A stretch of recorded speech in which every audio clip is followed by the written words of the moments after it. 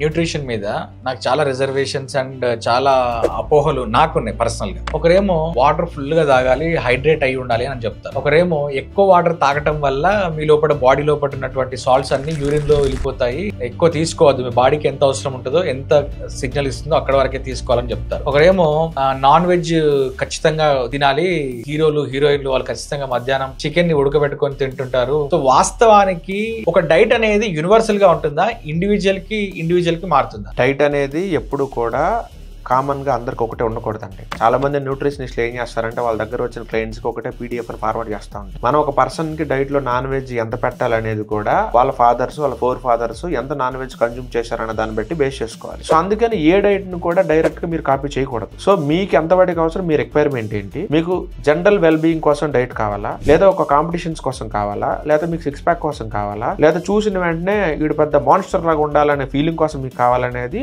ఒక స్పెషలిస్ట్ కి మీరు చెప్తే దాన్ని బట్టి మీకు డైట్ డిజైన్ చేసిస్తారు. అండ్ నెక్స్ట్ క్వశ్చన్ ఏంటంటే వాటర్ ఇంటేక్ ఎలా తీసుకోవాలనేది. మంచినీళ్ళు ఉదయాన్నే లీటర్ తాగినా కానీ ఏమి కాదని మందిని సత్యనారాయణ ప్రూవ్ చేశాడు. కానీ తాగి సోడియం పొటాషియం పోగొట్టుకున్న వాళ్ళు ఇప్పటిదాకా ఒక రెఫరెన్స్ కాపీ కూడా లేదు.